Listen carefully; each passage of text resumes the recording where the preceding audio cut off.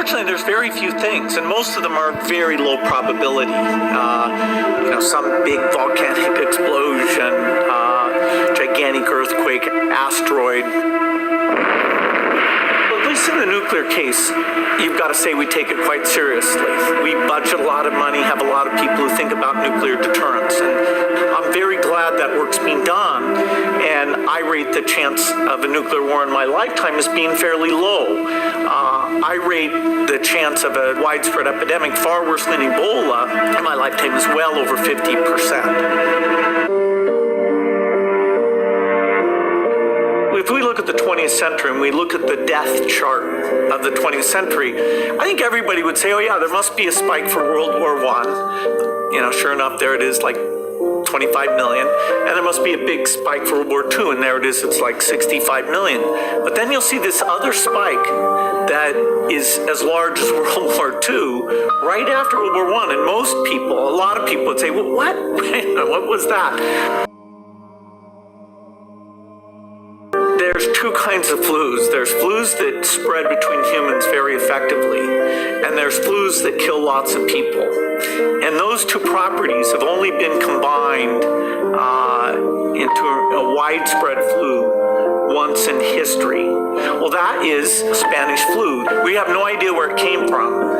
It's called the Spanish flu because the Spanish press was the freest. They were the first to talk openly about it. And so in the annals of epidemic history, that's the big event. I funded a disease modeling group that uses computer simulation, and that work has been phenomenal in helping us target our polio eradication resources and which parts of Nigeria should we work harder on. And it's very natural if you have a group like that to say, hey, look at something like the Spanish flu in the modern day. Health systems are far better. And so you think, hey, that wouldn't be very bad. Well, we tried it. And there are some assumptions we had to make. But what we showed is that the force of infection because of modern transport, which compared to 1918 is over 50 times as great. And so if you get something like the flu and you look at that map of how within days it's basically in all urban centers of the entire globe, that is very eye-opening. That didn't happen with Spanish flu in the past.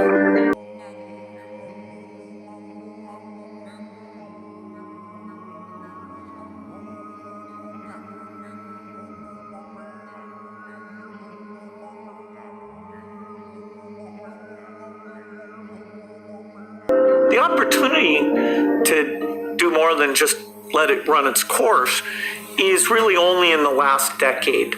Basically, when you talk about drugs, you can talk about small molecules or talk about these complex biological protein-like things, of which is a subclass called antibodies. Antibodies are the molecules that the immune system naturally builds to attack disease. Today, the idea that somebody says, oh, here's an antibody, make a lot of it, make it very quickly, that's right on the cutting edge. And the Ebola epidemic showed me that we're not ready for a serious epidemic, an epidemic that would be more infectious and would spread faster than Ebola did. This is the greatest risk of a huge tragedy. This is the most likely thing by far to kill over 10 million excess people in a year. We don't need to invest nearly what we do in military preparedness.